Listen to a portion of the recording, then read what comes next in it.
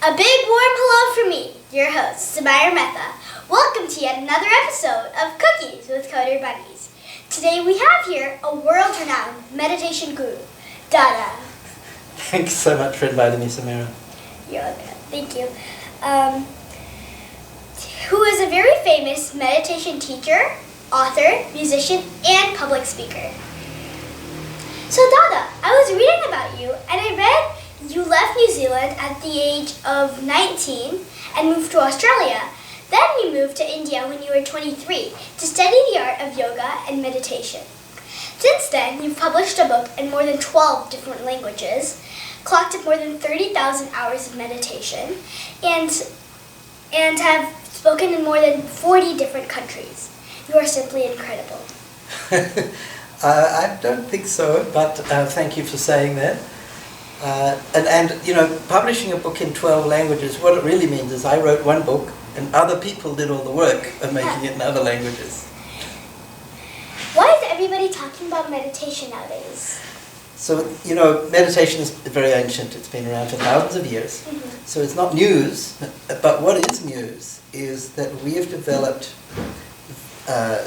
brain monitoring technology like fMRI scans and advanced EEG, which can, for the first time in history, give us some kind of an idea what's happening inside a living brain. And that's enabled us to do all this research that has demonstrated that meditation really works. So that's why it's now become very popular, because it's recognized by science. Cool.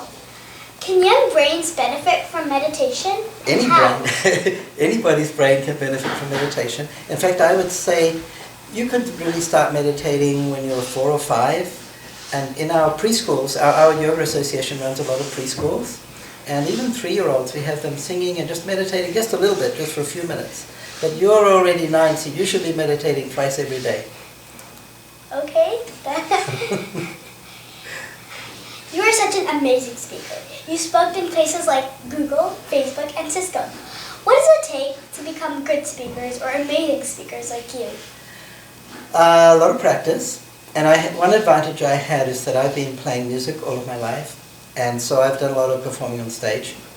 So I used to be very shy. When I was your age, I was super shy. I would never have done what you're doing. I would have been too afraid. But over the years, I developed my confidence through performing music. So when I started speaking, that was much easier. So any kind of performance, whether it's music or speaking, will help you to develop confidence. And I found that meditation itself helped me to overcome my shyness. Because before I was meditating regularly, even when I was 19, 20, I was still shy. But what I found was that after a year or two of meditation, the shyness kind of dissolved almost. It was like the meditation dissolved, this sort of complex. And I found I could easily speak to groups and that. So that's one of the most important things, is confidence and overcoming shyness. So anything that will help with that is great. And then getting a good trainer, you know, having other people, somebody teach you. You can work with groups like Toastmasters is really great. And get good feedback, you know. Mm-hmm. Is there anything besides like music or meditation that you could go on stage to help you get confidence to actually speak? Yeah, improv theatre.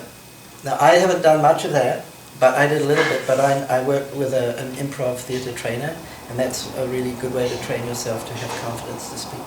Cool. What makes you happy? Talking to little smart young ladies like you. No, I love playing music. I love teaching people. Mm-hmm. And helping them to develop their potential. I love writing. I like walking in the forest. Cool. Lots of things. Any advice you would give to kids like me or of my generation? Well, I already told you have to meditate, right? Mm-hmm. But also, you know, you're a coder, right? You're an advocate of coding. But I think it's very important to have a kind of a balanced education.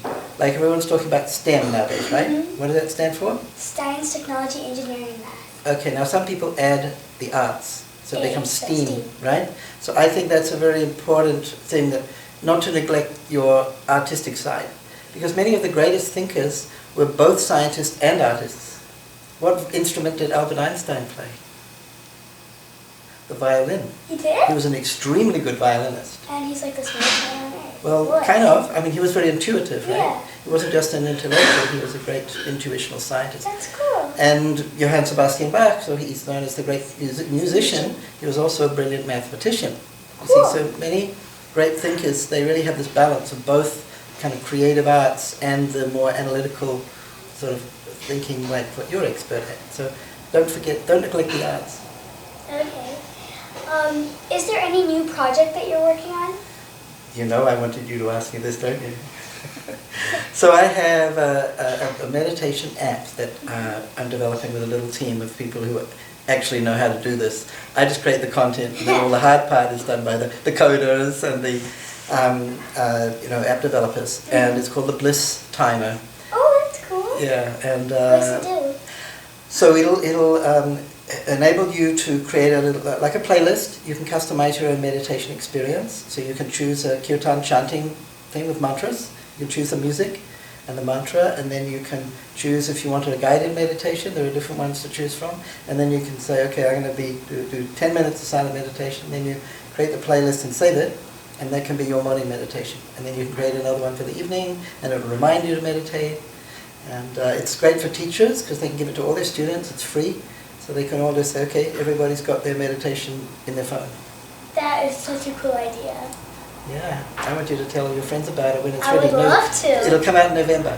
I can't wait. You're such an amazing singer and musician. Would you like to sing a few lines of your favorite song for me and the audience? Okay, well, I don't know if this is my favorite song, but I think it's my favorite song of the songs that I've written. Cool. So it's called When I Close My Eyes.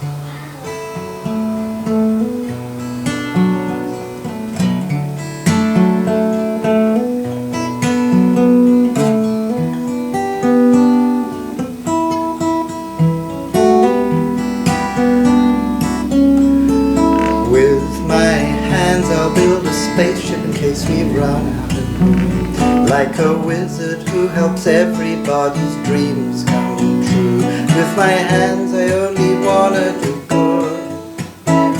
Wouldn't you do that if you only could?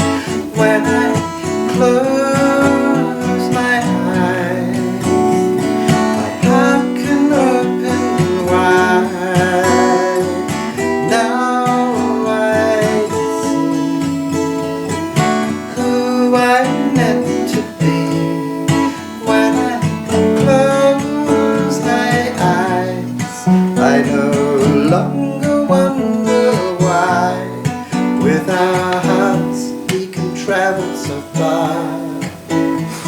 Together we can aim for the stars. That was so good. It was amazing.